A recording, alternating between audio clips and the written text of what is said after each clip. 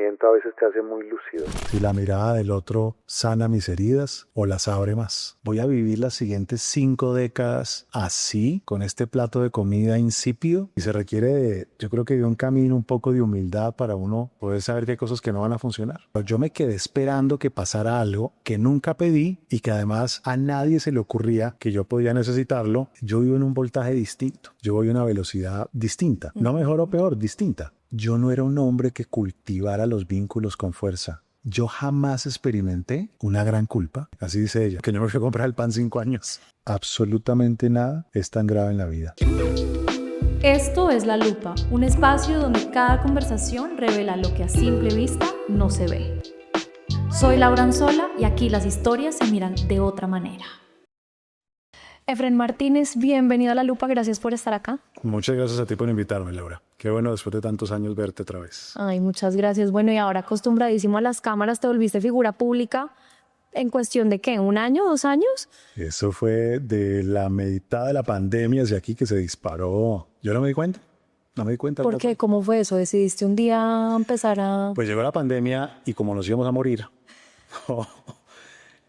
entonces yo dije, la gente debe estar muy estresada, la gente debe estar deprimida, la gente debe estar conviviendo y la convivencia trae muchos problemas.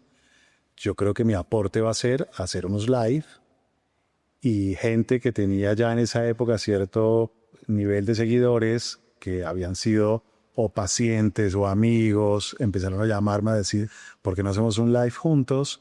Y empezó a crecer.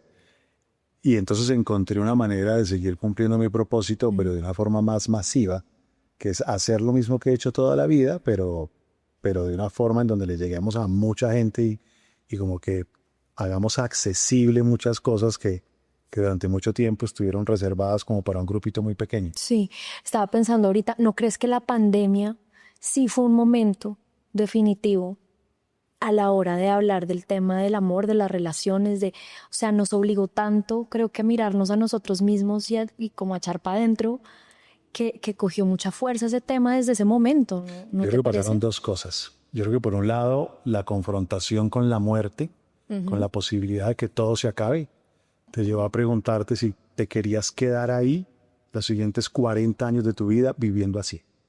Y que la vida es solamente una, como para vivirla de una manera en donde estás muerta o muerto en vida. Y creo que ese fue un fenómeno que vivimos algunos. Pero otro fenómeno es que nunca habíamos convivido tanto tiempo juntos. Sí. Entonces había matrimonios que se mantenían porque él o ella viajaban 15 días del mes. Ya, entonces la cosa funcionaba. Pero cuando estás encerrado, sale lo mejor o lo peor de ti. Y eso también hizo que se hicieran visibles muchas cosas que antes no estaban puestas encima de la mesa. Y eso puesto en los micrófonos y en las redes sociales, pues se amplificó y el tema del amor y de los vínculos tomó una fuerza mucho más grande, porque es un tema eterno de siglos, pero ahora se volvió una cosa de la que se puede hablar. Sí, importantísimo. Tú hablas mucho siempre del propósito, ¿no? Del propósito con el que venimos al mundo. ¿No crees que tu propósito como Efren estos últimos años sí dio una vuelta muy grande? Como que antes sí tenías, bueno, el colectivo, tus libros, pero era una cosa un poquito más, y este voltaje que se volvió ahora no le dio mucho la vuelta a ese propósito que tú creías que tenías claro. Yo creo que lo amplificó, y lo amplificó por 2 cosas. Una, porque en los últimos años, desde un poquito antes de la pandemia, me metí en unos problemas gigantes, tuve unas confrontaciones de vida muy, muy fuertes, algunos sufrimientos muy tesos, que me ayudaron a terminar de madurar cositas personales o a derrumbar creencias que tenían. Y eso creo que me hizo mucho más fuerte y me permitió hablar de cosas que antes eran puro conocimiento. Claro, y ajenas. Y que después pude entender mucho mejor. Y por otro lado, que yo siempre fui muy prudente, muy poquito de medios de comunicación, habré salido en algunas revistas o habré hecho cosas, pero muy poco, y muy poco de hacerme visible porque era algo que no me gustaba. Pero cuando llega la pandemia y igual nos íbamos a morir, yo digo, ¿qué más da que poderle sumar al mundo? Pero yo no imaginé que eso fuese a tener un alcance como el que agarró y con la fuerza que tuvo. Y entonces ahí ahí lo que descubrí fue que mi propósito se podía ampliar y masificar como quizás nunca lo había visto, porque yo llevaba una vida muy conforme con los negocios y la profesión, y ahora se transformó en, oiga, puedo tener un alcance global y hacer mucho más bien, y además puedo alinear esto con el momento de vida en el que estoy. Claro. Hablemos de ese momento de vida. Tú ahorita lo decías que tuviste que vivir. Sí, antes hablabas de estos temas un poco, pues no aislado, pero un poco enajenado. Y de pronto la vida te puso a vivirlos en carne propia para poder hablar más a profundidad de eso. Empecemos por el comienzo. Entonces, ¿qué fue lo que pasó esos años? ¿Te separaste? Antes de separarme, yo descubro un robo en mi empresa de alguien muy cercano, alguien de mi corazón. Encuentro un robo continuado de 1 año y medio, y yo sentí una traición ahí profunda que me dolió cantidades, y al mes empezaron a extorsionarme. Yo era columnista de Semana en esa época, pero yo no escribía nada, pues, de nada. Eran cosas reflexivas o de salud mental. Pero pensé en algún momento que era por ese lado. En esa época estaba Pardo. Y entonces llamé a Pardo y dijeron, no tiene nada que ver con esto. El caso es que colocaban en redes sociales denuncias donde decían que yo dirigía una red de tráfico de cosas, y en otro lugar al Ministerio de Educación, que yo estaba en las drogas, y que, bueno, un montón de cosas. Y eso implicó equipos de hackers tratando de controlar que esto no se volviera una cosa viralizada. Después encuentro que gente que trabajaba conmigo en mi propia casa estaba robando dentro de mi casa. Wow. Ahí ya iban como 3, 4 meses de una crisis fuertísima. Yo venía en mi matrimonio además muy mal. ¿Por qué? Y porque yo creo que cuando nació mi segundo hijo, empezó un proceso de distanciamiento. No lo vimos venir. No vimos venir el distanciamiento prototipo que vive el grueso de las parejas después del primer hijo. A nosotros nos llegó después del segundo. Y uno no está preparado para manejar esas cosas, ni para vivir en un avión como ya vivía yo, que eso generaba más distancia. Y yo soy alguien que yo vivo en un voltaje distinto. Yo voy a una velocidad distinta. No mejor o peor, distinta. Y eso hace que lo plano, lo tranquilo, me empieza a generar un peso y una carga. Pero lo que hablábamos, que es diferente el aburrimiento a la tranquilidad, ¿no? Es que es una regla que tú tienes con la que tú comparas. Cuando tú estás acostumbrado a vivir a 180 kilómetros por hora, ir a 60 te parece aburridísimo. Claro, pero es que 60 te ponen una multa por la autopista norte porque es a 50. O sea, 60 es lo normal, ¿no? Que tú vivas a 180, eso es un viaje tuyo. Y entonces que tú te salgas un poco de la norma no quiere decir que el mundo está mal. O sea, el que está mal. Claro, obviamente. Pero y obligarse entonces a bajar a 60, ¿no es como traicionarse a uno mismo también? Sí, en parte, pero también tienes que entender que el mundo no funciona como tú quieres, que el mundo no sale siempre como tú esperas, y que tú puedes negociar para que la gente diga, ok, va a 60 pero puede ir a 80, listo. Y tú vas a 160 y le puedes bajar a 140. Y puedes tener espacios en donde vayas a 140. Y el otro no, el otro puede estar sentado a 60 tranqui. Puedes tener otros mundos en donde puedas moverte a tu velocidad y ir cuadrando, porque algo que es muy difícil de madurar es que el mundo no gira a tu alrededor. Y que el mundo no funciona como tú quieres siempre. Y ese es un aprendizaje que a veces duele por ese camino, ¿no? Entonces cuando tú, por ejemplo en mi caso, te das cuenta que tu mejor amiga te puede robar y traicionar, que tu matrimonio se puede caer, que la gente de confianza que trabaja en tu casa puede robarte, que de un día para otro puede empezar a extorsionarte y a pedirte dinero en un país muy inseguro y muy fuerte. Y además que saliendo de mi oficina, 2 personas pasan en una moto y le pegan 2 tiros en la cabeza a un empleado tuyo. Dios mío. Y tú dices, ¿será que era para mí que no se iba la extorsión? Y a la semana viene la pandemia. literal. Todo el combo. O sea, todo eso fue así. Pero Efren, tú ahorita decías, empezó este distanciamiento entre tu esposa y tú, que no se dieron cuenta. Es verdad que uno a veces, o sea, uno se siente, sí, como un poco nublado, y ese no darse cuenta cuando estalla, cuando sí te diste cuenta. Mira, una parte es que no te das cuenta y otra parte es que no quieres darte cuenta. Porque cuando tú te das cuenta y no haces nada, te sientes incoherente, te sientes incompleto. Y hay conversaciones que a veces uno quiere postergar, porque también está la foto de la familia con 2 niños chiquitos. Y entonces tú dices, ¿cómo pongo encima de la mesa esta conversación de este calibre? Si ya somos una familia con el perro. Entonces hay muchas cosas que hacen que tú postergues conversaciones. Y la postergada, cuando parpadeas, pasaron 3 años. O sea, no es un fin de semana. Pasaron 3 años. Y claro, tienes cierto éxito en ciertos escenarios, entonces te ocupas allá, te ocupas acá, la familia, la cosa, y se va haciendo más difícil que tengas estas conversaciones. Cuando empieza a suceder que no te sientes querido o querida, que no te sientes amada, y empiezas tú a decir, bueno, ¿de qué se trata la vida? Tengo 40 años y voy a vivir hasta los 90 quizás. Voy a vivir las siguientes 5 décadas así, con este plato de comida insípido, que le falta un poquito de salecita, ¿no? ¿Podría ser distinto? ¿Y esa salecita dónde la encontraste? ¿O cómo fue ese proceso? En principio en el trabajo. Digamos que en principio sentir el éxito y la satisfacción en otras áreas, claro, aunque en tu casa no la encuentras de la misma manera.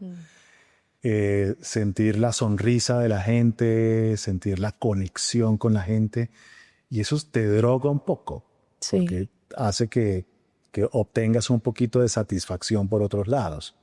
Por supuesto que eso te va generando un terreno súper vulnerable, porque te das cuenta que hay unas sonrisas como muy bonitas, ¿no? Te das cuenta que hay como quizás un emoticón interesante. Te das cuenta que en la casa parece que no gustas y hay otras que morirían por tenerte. Y eso, cuando estás muy vulnerable, abre puertas a que te enganches afectivamente, incluso sin sexo. Claro. O a que te enganches sexualmente, incluso sin lo emocional. Sí. O las dos cosas y sí, todo explota. Sí. ¿No? Pero hoy en día, ya habiendo pasado por eso, ¿tú qué crees? ¿Que sí es algo que uno tiene que vivir, o independientemente de lo que uno esté pasando o sintiendo, uno debe hacerse el inmenso esfuerzo de no dejar que esa puerta se abra?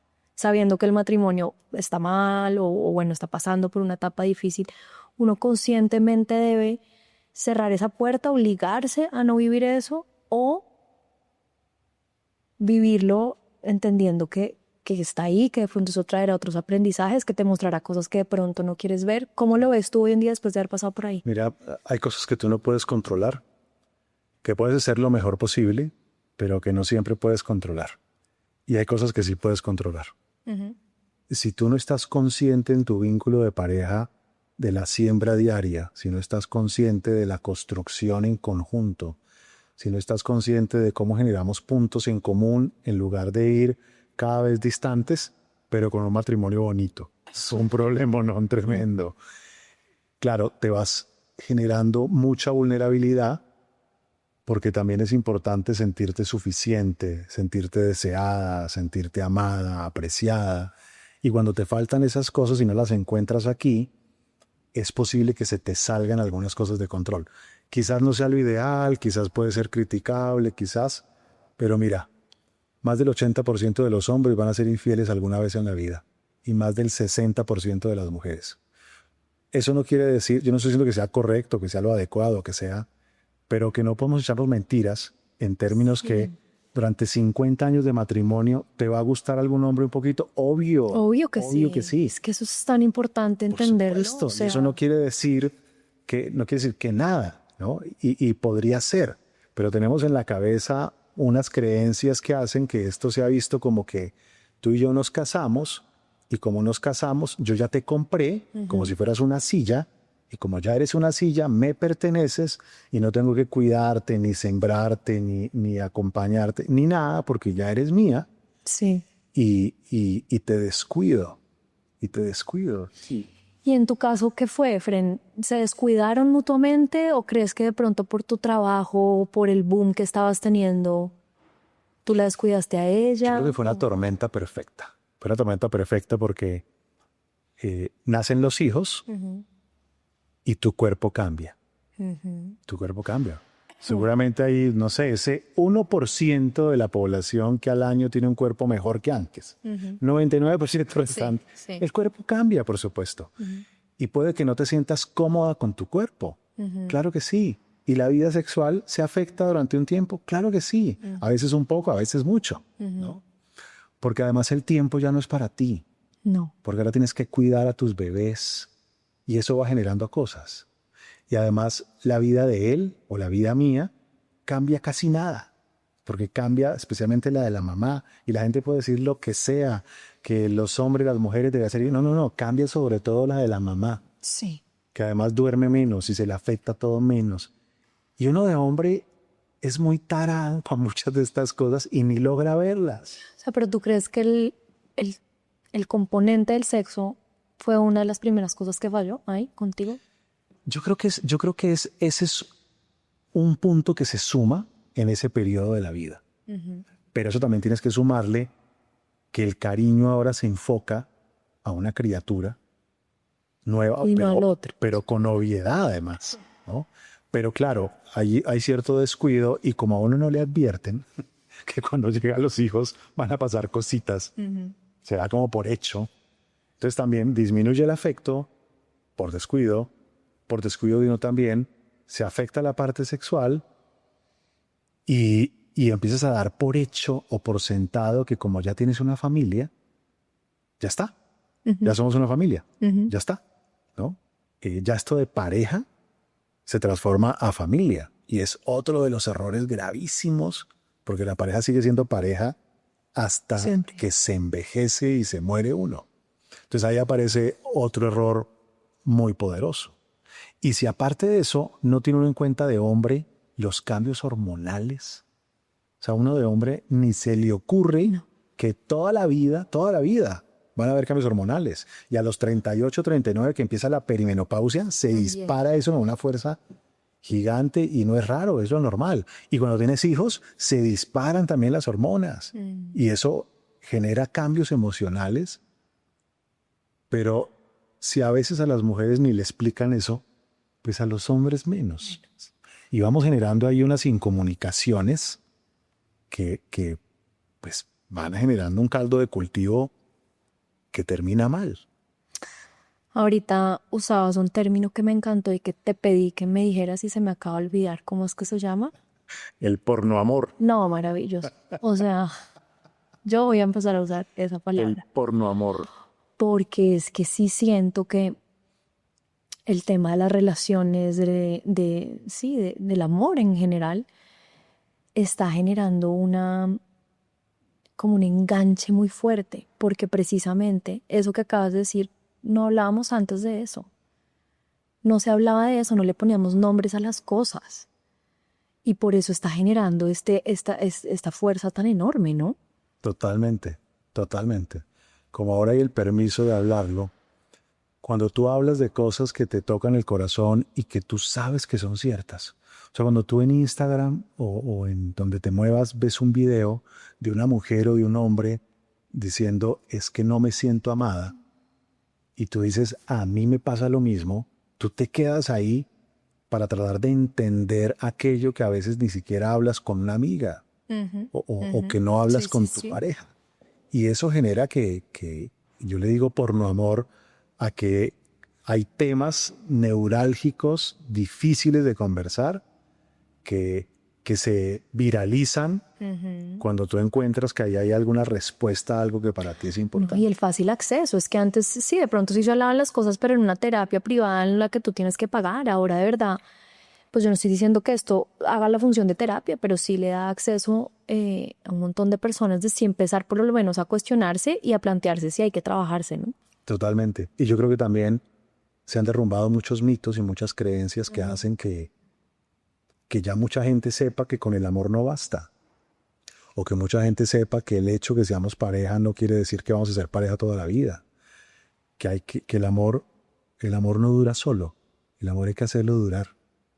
Y mucha de esa información que ahora la gente conoce a través de diferentes medios hace que uno pueda tener un amor mucho más sano. Mucho más sano. O sea, si yo sé que tú, Laura, tienes el legítimo derecho de cambiar de opinión y por lo tanto te puedes parar e irte de mi lado, ¿sabes yo qué hago? Todos los días hago lo que sea para que no te vayas. Mira que mi abuela me decía, qué curioso, me acabas de hacer caer en cuenta de eso. Mi abuela siempre me decía, mi amorcito, el día que te cases, que el esposo que tú tengas siempre tenga la duda de que tú en cualquier momento te puedes ir. Y yo en esa época no entendía y ahora ya de grande digo, ya tenía tanta razón. O sea, porque eso te obliga a cuidar la relación, a cuidarte, sobre todo a ti, a trabajarte muchísimo. Pero bueno, quería que volviéramos a tu historia porque estamos yendo y viniendo de cosas generales, pero también a tu historia.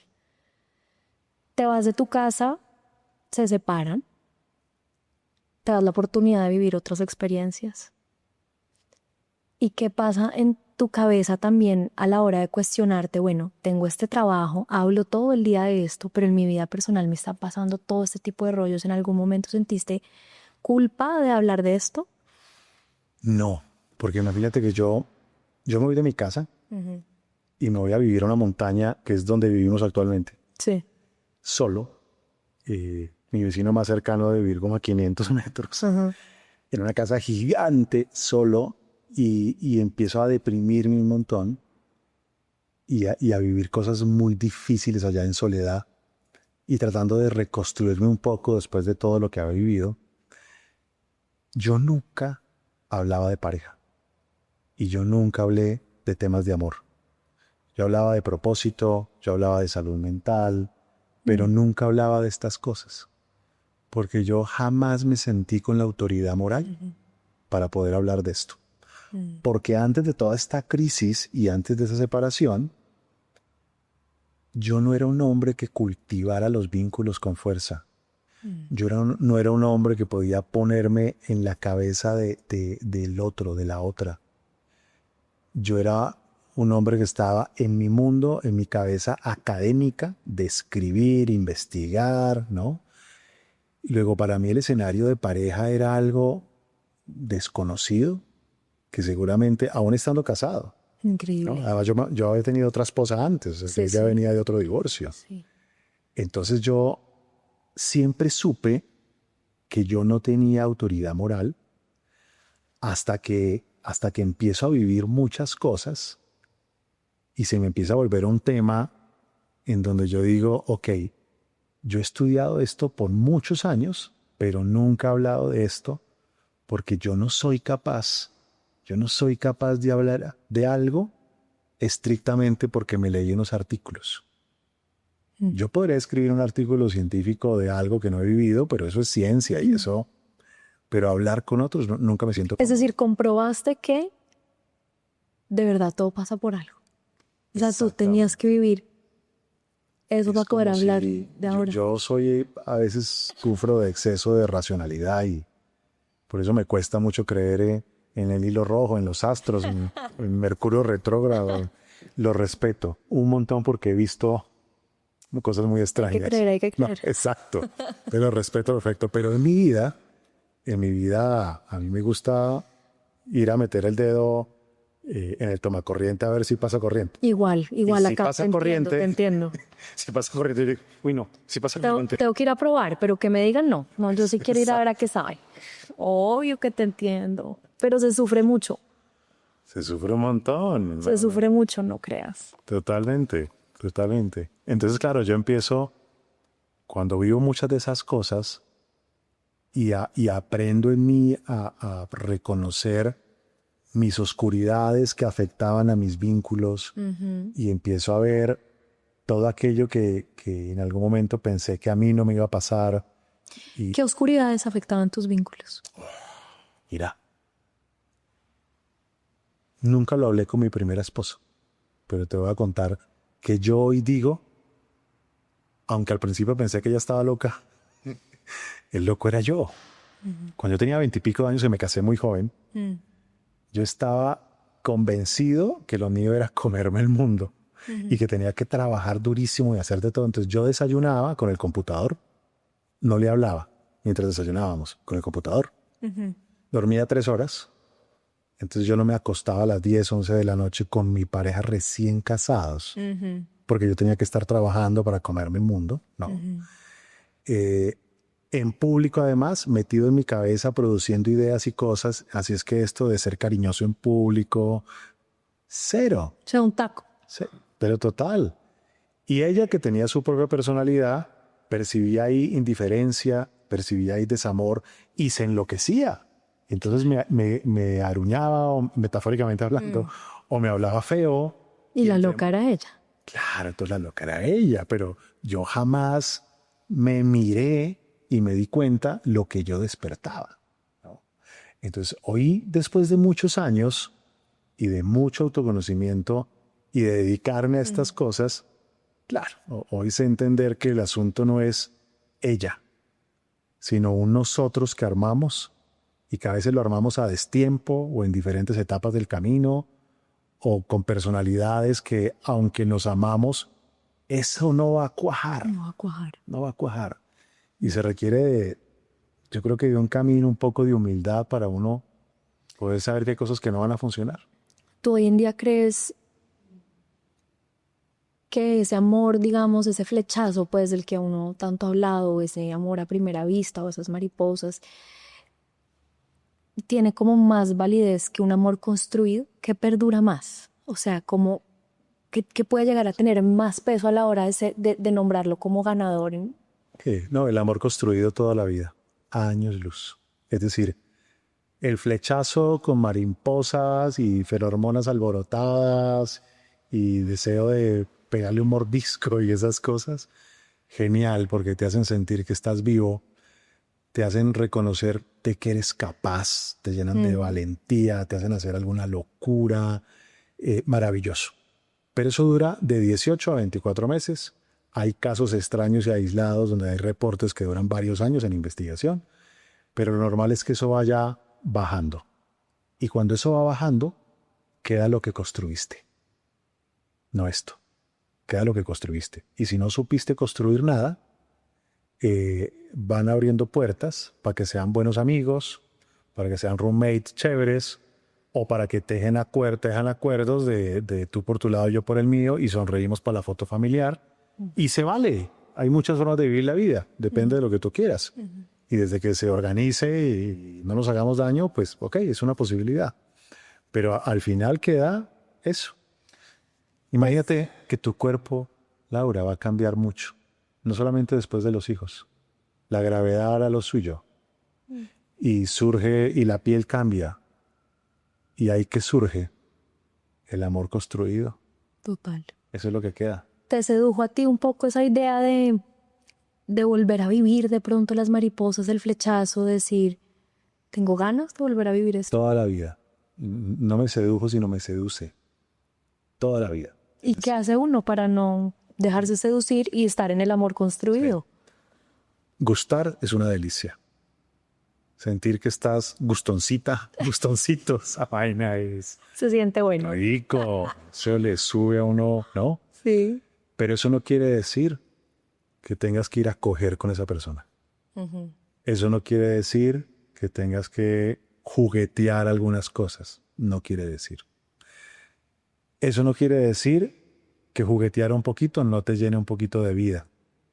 Pero no quiere decir que por sentir alguito de mariposas, ya. Porque tú ya sabes que eso no dura. Eso dura un tiempito, nada más. Y que es efímero. Es efímero. Delicioso, riquísimo, genial, genial. Pero tiene un alcance. Y cuando ya has transitado muchos de esos caminos, ya sabes que tiene un alcance y que tiene un valor y que está perfecto. Y que está perfecto, pero tiene eso. Claro que es distinto si tienes 35 años a si tienes 55 o 60. Claro, los tiempos sí, es otra conversación, sí. Si tú tienes 30 años o 35 y sabes que te quedan 60 años por delante, te alcanza para 4 electrocutadas, para 4 electrocutadas, ¿no? O sea, ese fue el pensado que tú te echaste en su momento, cuando Los 40 cuando te años, fuiste. claro, a los 40 años yo me senté y yo dije, yo quiero vivir el resto de mi vida así. Y dije, no quiero esto. Y yo, para bien y para mal, suelo ser un tipo muy decidido. Si yo digo, nos lanzamos por aquí, nos vamos lanzando. O sea, nos vamos lanzando. No me asusta la soledad, no me asusta la desaprobación, no me asusta. Cometer errores. No me asusta, porque me he expuesto a tantas cosas durante tantos años que ya le perdí miedo. Entonces, claro, cuando yo me pregunto eso, yo digo, ¿será que esto es lo que quiero? ¿Será que además tengo 40 años y tengo ya todo lo que quiero? O sea, tengo empresas, podría jubilarme ya si quisiera, tengo reconocimiento, tengo... Luego, ¿qué voy a hacer los siguientes 50 años con este aburrimiento tan bravo que tengo? Pero en ese momento lo veías como aburrimiento. Hoy te das cuenta que no era aburrimiento, porque a lo que quiero que lleguemos es como que grandes lecciones te deja esto, porque sí, tú dejas tu matrimonio, estás un tiempo con otras personas o bueno, lo que sea, pero vuelves con tu esposa. Sí. Mira, una de las cosas determinantes es que yo siempre he sido la cabeza de los mundos en los que estoy. Ajá. Entonces, la cabeza de las organizaciones que dirijo soy yo. El liderazgo en diferentes lugares siempre ha sido mío. Difícilmente me ves titubear con algo, difícilmente. Y eso también envía un mensaje interpersonal que te dice a ti como pareja, yo puedo con todo. Tú no te preocupes, que yo puedo con todo. Cuando a mí me extorsionan, cuando me matan gente en la oficina, cuando aparece todo esto, pues, ¿qué le pasó a mi esposa? Lo que le pasaba desde hace una década. Este tipo puede con todo. Pasa nada. Este tipo no necesita que yo lo sostenga o lo cuide. Cuando, claro, yo en realidad quería que me sostuviera y me cuidara en un momento muy difícil, pero yo ni siquiera lo pedía. No eres bueno pidiendo ayuda. No, cero, porque esa versión de él puede con todo, además era la versión que me echaba a mí mismo. Claro. Que yo puedo con todo, ¿no? Entonces, claro, yo me quedé esperando que pasara algo que nunca pedí y que además a nadie se le ocurría que yo podía necesitarlo, porque yo igual me levantaba a las 5 a hacer lo que tocaba hacer. A hacer lo que tocaba hacer, ¿no? Entonces, esa sensación de soledad inducida por mí mismo, ¿no? Sumada a la pregunta existencial, ¿así quiero vivir el resto de la vida? No, y para el carajo todo. Pues fue una bomba tremenda y fui tomando decisiones. Como ese volcán que se explota. Así es. Así es. ¿Y en qué momento decides que quieres volver? Oye, eso lo conté en un podcast hace un tiempo, y es que estoy en un paseo con mis hijos y mi hijo el menor me dice, pa, tengo que decirte algo. Digo, dime, Tom. Y me dice, tú eres un destruye familias. Y yo digo, ¿por qué me dices eso si nosotros seguimos siendo una familia? No, tú eres un destruye familias. Y yo, Tommy, nosotros pasamos Navidad juntos, vamos a vacaciones juntos. Mamá y yo no nos peleamos nunca. Nos vemos todas las semanas. Nosotros seguimos siendo una familia. Que yo me haya separado de tu mamá no quiere decir que nosotros no seamos una familia, ¿no? Entonces se queda mirando y me dice, Tommy, tú podrás argumentar mucho como lo haces todo el tiempo. Podrás darle vueltas en tu cabeza a todo eso. Pero el resultado es que eres un destruye familias. Pucha, los hijos son un espejo muy berraco. Sí. Y entonces yo le veo su dolor y yo digo, y yo ya venía un poco pensando en, yo quisiera estar mucho más estable en mi vida. ¿Por qué? no te gustó tanto el periodo de adrenalina, porque era un periodo que yo ya había vivido en otros momentos de la vida y porque no era un periodito de 6 meses, eran 5 años. ¿No? Sí, como también te enamoraste de ese periodo de adrenalina, así como uno o sea, el periodo de 2 años de enamoramiento también pasó con el periodo de vida. Totalmente, ya eran 5 años. Uy, sí.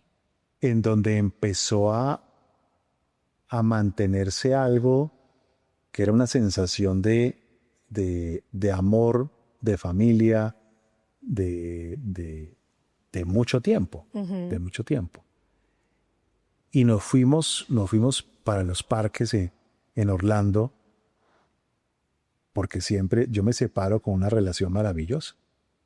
O sea, yo me separo y nunca hay un quiebre grave ni de nada, porque yo le digo a ellas que ella es como un ser de luz, como mucho más evolucionada seguro que yo.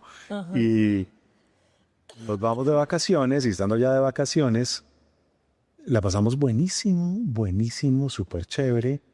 Y cuando regresamos de vacaciones yo tenía la sensación como de yo no me quiero ir de la casa para mi casa. Yo no me quiero ir de la casa para mi casa. Claro, pero me fui por la noche. Y estando allá en mi casa, yo como que voy a pasar pasado mañana de nuevo. Empecé a sentir que esta sensación de estar ahí en familia se sentía bien. Se sentía bien. Se sentía bien. Y empezamos a conversar meses. Eso no fue de inmediato. Meses hasta que dijimos, bueno, ¿por qué no lo vivimos? ¿Cómo es el proceso de perdón que se vive ahí? Porque seguro por parte de tu esposa hubo un proceso de perdón grande. Pues hay yo creo que fue algo muy interesante porque tuvimos la capacidad, a diferencia de lo que mucha gente cree, que me recibieron con un tapete rojo. Sí, vuelva, bienvenido. Y me perdonaron Yo jamás experimenté una gran culpa. Jamás experimenté que debía ser perdonado. Y ella jamás experimentó que ella debía otorgarme algún tipo de perdón. Porque yo lo que me encuentro es con una mujer que se sienta conmigo y podemos hablar de cómo nos fuimos perdiendo por el camino juntos. Responsabilizándose también. Totalmente, totalmente. Y diciéndome, te descuidé de todas las formas posibles y yo en mi personalidad, pues me costaba en público ser de cierta manera y yo entonces empezar a sentirme escuchado cuando 5 años atrás no fui escuchado o no me sentí escuchado. Entonces yo me encuentro es con otra mujer. Yo no me encuentro con la mujer, me encuentro con otra, distinta. Pero no fue volver a vivir ese proceso de enamoramiento, volviste a un amor súper Yo no sereno. sé qué es un reproche. No sé qué es un reproche. No sé qué es un reclamo. No sé qué es una exigencia de entonces tienes que pagar ahora una condena de tantos. Cero. Todo lo contrario. Experimento una libertad gigante. Yo básicamente puedo llevar la vida que se me da la gana sin ningún problema. Y esa sensación de libertad ha sido algo maravilloso. Entonces, claro, si yo hubiese sentido que tenía que ir a pagar una deuda y que había un otro al que le debía un montón de cosas, no hubiera vuelto. Cero. Porque yo jamás sentí que hubiese matado a un papá o que hubiese... No, es vivir. Es que también eso es la vida, ¿no? Claro. Y además que siempre hablamos de muchas cosas, siempre una común, desde antes. Tanto que mis hijos me decían, pero papá, ¿por qué te vas a separar si ustedes ni pelean y se la llevan súper bien? O sea, para ellos fue como... Pero, por ejemplo, a ti el pelear te parece, o sea, porque digamos, estas parejas que dicen, no, nunca peleamos, pero eso también, ¿no te parece un pésimo indicio? Las peleas sí, pero digamos que era más que dialogábamos, había conflictos, pero dialogábamos. Okay. Jamás un irrespeto, jamás la pasábamos bien. Que yo fuese a 180 kilómetros por hora es otra cosa. Y ahora que digamos ya pasó un poco, pues que estás ya otra vez en esta historia, ¿te acuerdas de ti mismo en ese momento? Y dices, ojalá yo hubiera entendido que estaba bien ir a 90, no a 180. No, ¿verdad? No, no porque igual el escenario que tenía yo en ese momento, a hoy, si tuviera otra vez ese escenario, Te ibas. volvería a ir. Mm. Porque ese escenario no era el que yo quería para mi vida. Yo no quería ni esos vínculos, ni ese contexto. No. Entonces, yo no puedo decir, después de estos años, si yo regresara al 2016 o 2017, para estar ahí, qué error. No. O sea, para mí no fue un error. ¿No crees que también ayudó mucho que ustedes ambos viven en este mundo, trabajan de esto? Porque digamos que yo trato de plasmar esta historia en personas del común, en todo tipo de personas, y de pronto el resultado no habría sido ese. Ustedes de todas maneras son ambos muy estudiados, trabajan en esto, estudian mucho, tienen como su mente permanentemente alimentándose de esto y de pronto se les jugó a favor a la hora de poder volver a una relación así. Pero la gente del común tampoco o sea, no, digamos que no tiene ni el tiempo ni la energía para esto, entonces puede ser más complejo ese volver sin reproches, ese volver sin reclamos, ese volver sin... Qué difícil, ¿no? O sea, Pero porque... totalmente. Por eso la mayoría de gente no vuelve.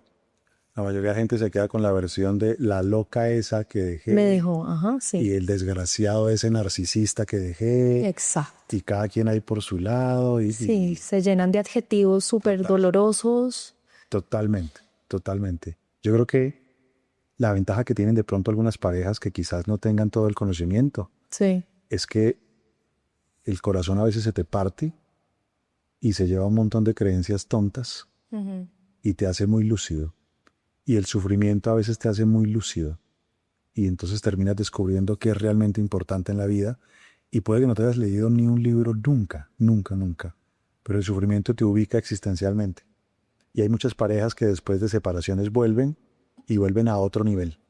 Y se la llevan como que lo mejor que les pudo haber pasado. Fue eso. Claro. Fueron y se dieron una vueltica. Así dice ella. Dice que yo me fui a comprar el pan 5 años. Sí, estuvo lejos. Y que volví súper distinta. Y ella también. Total. Es que qué importante es eso de ambos entender que sí es una responsabilidad de ambos. Porque... Mira, es como cuando las parejas dicen esta trampa tan tremenda. Dice, estamos muy mal, démonos un tiempo. Y entonces se dan un tiempo y se alivian, se empiezan a hacer falta, se extrañan y vuelven y a los 3 meses están en las mismas. Porque es que el tiempo no cura todo. Algunas cosas a veces. Pero lo importante es que si tú te separas y no trabajas en ti mismo, cuando vuelves, todo sigue normal. Y si tú te separas y no trabajas y evolucionas, a lo sumo puedes aspirar a alguien igual o peor del que tenías. No, muy mal pronóstico. Dios mío. Efren, ahora que todos los días estás hablando de estos temas, ¿qué radiografía puedes hacer de las parejas hoy en día? ¿Cómo ves en este porno amor del que vivimos ahora? ¿Qué radiografía, qué análisis puedes hacer tú de cómo está amando la gente? Mira, yo creo que hay varios puntos en este escenario. Uno es que hay un estado de insoportitis aguda, severo, que hace que tú esperes un vínculo de pareja sin conflicto.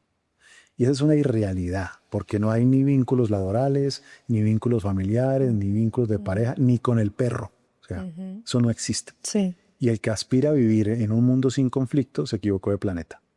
Y esa es una irrealidad que estamos viviendo porque en medio de los discursos de las redes sociales está que cualquier cosa y para el carajo.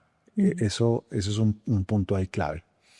Otro punto clave es que hoy en día, para bien creo yo, la gente ya no está en vínculos de pareja solo por la foto de la familia. Ya no están vínculos de pareja por el qué dirán social. Ya no están vínculos, ya no cree esas cosas. Y eso hace que se dediquen a construir relaciones más profundas. Y hoy hay mucho acceso a contenido de valor, hay mucho acceso a literatura, a textos, a cosas Sí, que hacen que las parejas hoy se pregunten un poco por eso. sí. Porque los papás de uno, Y se arriesguen a vivirlo diferente, ¿o no? totalmente, totalmente, totalmente. Hoy los hombres, a diferencia de hace algún tiempo, respetamos un poco más. Estamos lejos todavía, pero cada vez respetamos mucho más a las mujeres. Hoy las mujeres no dependen de los hombres en muchos aspectos y eso hace que no estén ahí, bueno, o sea, todavía estamos a kilómetros en ciertos sectores sociales Sí, todavía, sí, sí. pero la verdad sí vamos en un proceso de evolución que está transformando la manera como nos relacionamos. Hoy estamos más vinculándonos con posibilidades que en medio de la ignorancia. Ahora, tenemos una radiografía muy triste y es que antes del segundo año, cerca de la mitad de las parejas se divorcian, se separan. Y antes del 10º año, una cifra superior. Y ahora no tenemos hijos. De pronto gatos y perros. Y no es lo mismo. ¿Y qué cositas, hacer? pero ¿Qué hacer? ¿Qué hacer entonces ahí? O sea, ¿qué herramientas tiene uno? Porque entonces la discusión es, ¿hay que cuestionar el matrimonio como figura o no? yo creo que es un debate que hay que por lo menos dar, sin el miedo y la angustia que genera hablar de esto. Porque hay gente que se angustia mucho porque, no, eso es abrir puertas para que el demonio entre. No, no es abrir puertas para que el demonio entre. Si acaso Igual el demonio va a entrar. Si acaso el vecino si se descuida va a entrar. No, pero de resto no. ¿No? Y creo que hay que poner encima de la mesa porque no es la única forma de relación que existe. Hay parejas que están casadas y viven en hogares distintos Sí, muchas. y les va perfecto. Hay vínculos que no tienen el matrimonio de la religión A, B o C y les va perfecto.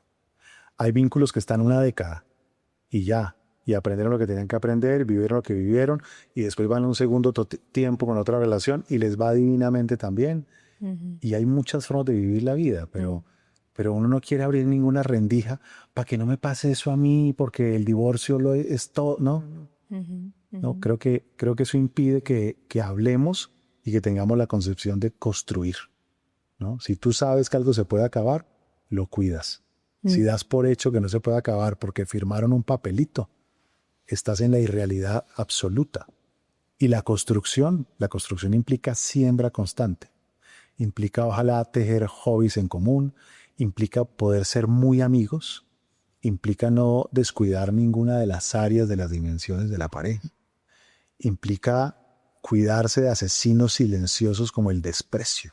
El desprecio es el asesino más grande que tienen las parejas.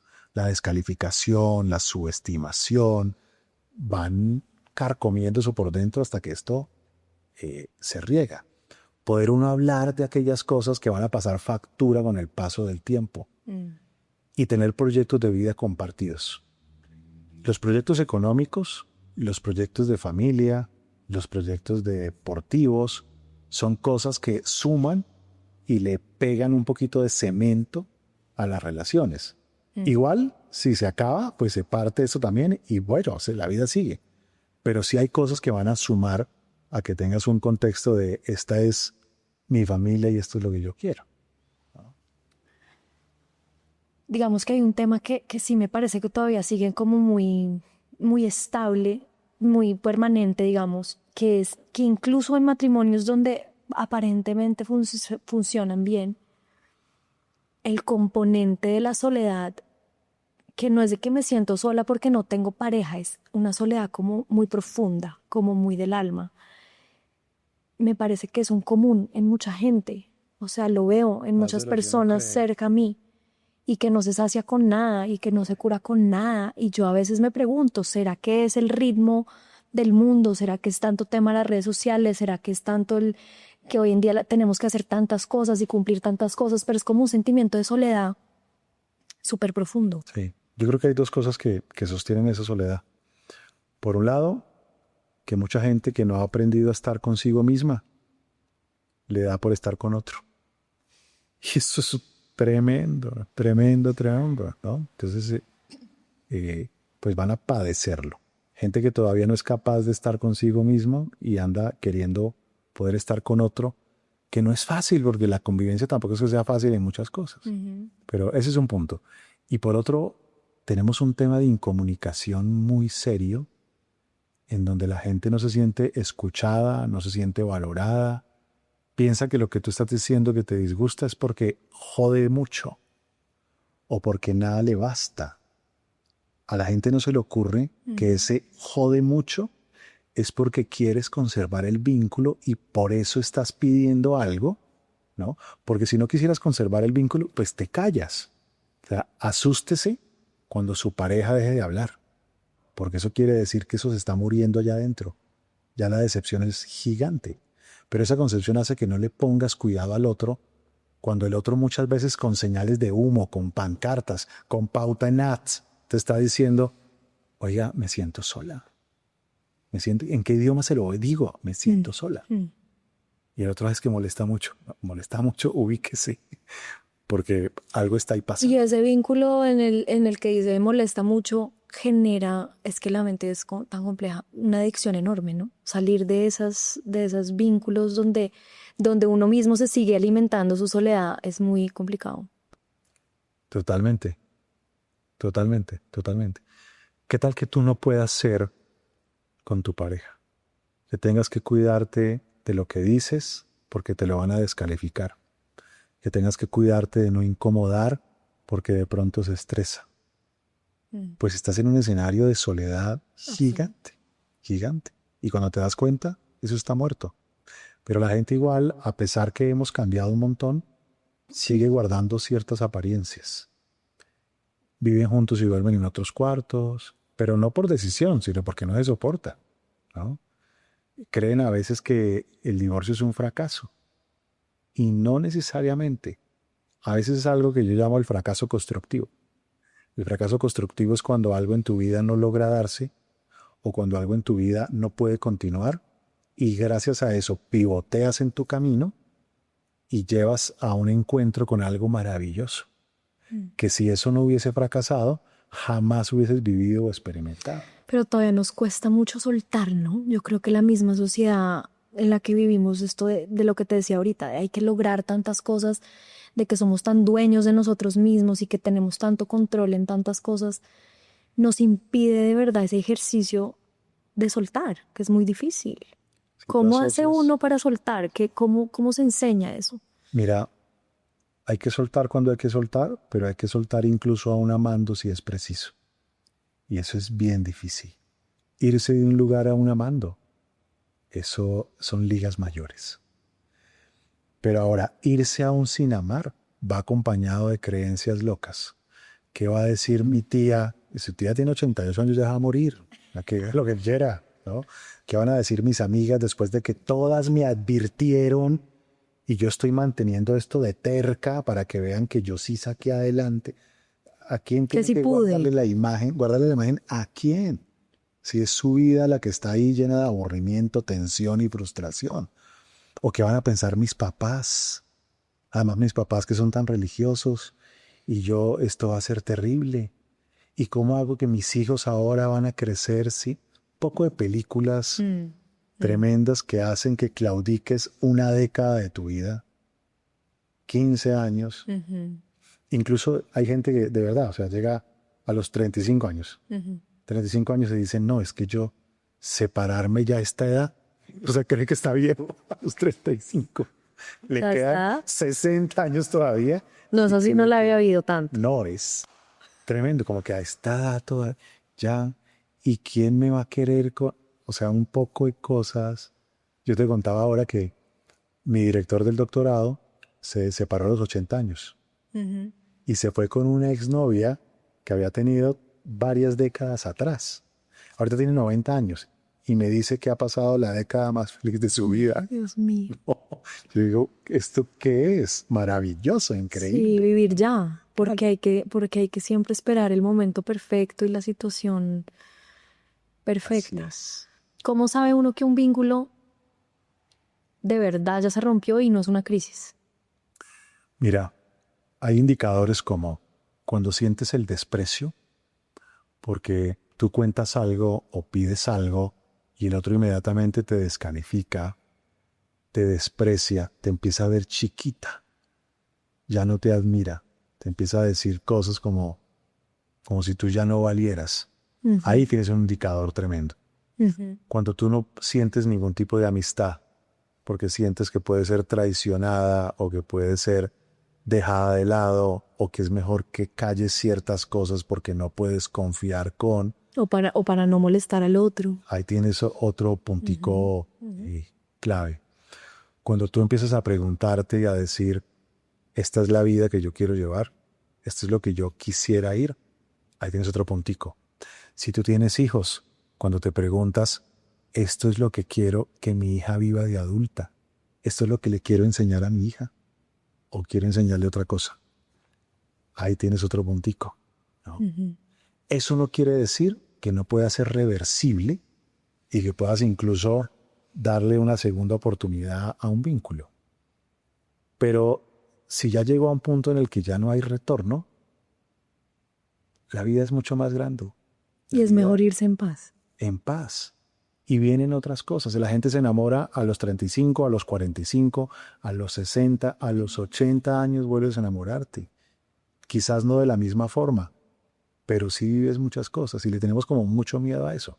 Y eso no quiere decir que uno deba irse a la primera discusión, porque eso está re loco, ¿no? Pero también se ve mucho hoy en día, ¿no? Como él no funcionó ya. Cantidades. O Los sea, unían las mariposas del estómago. Exacto, exacto. Es también, o sea, yo no digo que lo que vivíamos antes era bueno y que nuestros abuelos vivían, pero sí nos fuimos de pronto un poco demasiado al otro lado, ¿no? Como al me voy si no funciona y no me importa. Totalmente. Tengo toda la libertad. Me caso para experimentar. Voy a casarme para experimentar.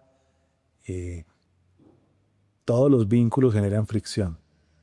Y toda construcción de vínculos genera fricción mientras las cosas se van acomodando. Y el amor tiene que ser lo suficientemente grande como para que yo pueda empezar a amar tus arrugas, pueda empezar a amar tus chistes malos, pueda empezar a... ¿no? Claro, seguramente hay cosas que de pronto yo no puedo con eso. Y se vale, también se vale que no puedas. Pero si no puedes con un montón de cosas, pues el problema eres tú. Y no solo con las arrugas y eso, sino un tema tan importante que es las heridas del otro, ¿no? Las heridas que muchas veces tuve acá a Mónica Fonseca en la entrevista y me decía, no, es que yo no entiendo. Lo primero que uno debería hacer antes de casarse es, bueno, cuéntame cuáles son tus heridas de la infancia. Pregunta número 1. Está como un amigo mío, como Andrés Parra. Andrés Parra, que siempre hablamos y decimos, lo primero que uno tiene que hacer antes de casarse es divorciarse. Porque ahí es donde uno conoce con quién se casa. Ahí uno conoce todo lo que hay y ahí uno dice, me caso con esta persona. No, y también entender que esas heridas que uno tiene de chiquito no se van a ir. Hay heridas que en verdad siempre lo acompañan a uno. Y es cómo el otro aprende a amarlas y cómo aprende a torearlas con uno y cómo aprende a cuidarlas también, ¿no? Yo creo que hay que preguntarse uno si la mirada del otro sana mis heridas, aunque no sea su función, o las abre más. Porque aunque el otro no es tu terapeuta, hay gente que te mira y de verdad tú de niña cargas la sensación de me faltan 20 centavos para el dólar y el tiempo es un recurso no renovable y nunca voy a dar la talla y el nivel, y aparece un otro que te ve con tal suficiencia y con una mirada en donde te dice, se vale que te equivoques y si te equivocas yo aún así te amo, y se va sanando una herida tuya. O hay gente que te mira y te dice, me gustas así, con ese temperamento, y me gusta que no tragues entero, y me hace eso muy feliz. Mientras que hay otro que solo enloquece. Y ok, si el otro se enloquece al lado tuyo, pues tiene el derecho de ir a abrir un espacio en un lugar en donde no se enloquezca. Exacto. El tema también no es... tiene el derecho. Claro, no es quién es el culpable y el malo, sino cómo juntos podemos construir algo y ver si en esa interacción que tenemos nos agregamos para sanar nuestras heridas, hacernos mejores, o nos abrimos las heridas y nos hacemos peores. De esas heridas tuyas de infancia, ¿cuáles son las que más visibles se han hecho a lo largo de tu vida? Mira, además que hoy en día yo tengo, uno de los sistemas que yo tengo es un sistema de evaluación de la personalidad. Sí. que Lo quiero evalúa el hacer. tamaño de tus heridas. Te va a mandar Sí, un sí, link lo que lo quiero hagas. hacer. Y te evalúa el tamaño de las heridas y todo esto. Y he estado muy metido ahí. Yo siempre tuve una herida de insuficiencia gigante, gigante. La sensación que me faltaban 20 centavos para el dólar, que el tiempo no me iba a alcanzar. Y por supuesto, eso me hizo tan perfeccionista y tan obsesivo y tan trabajólico. Y me trajo un montón de pérdidas en la vida. Y esa herida, pues hacía que sintiera que yo de pronto no iba a dar la talla o el nivel, ni en mis vínculos, ni en mis trabajos, implicaba un sobreesfuerzo para dar la talla.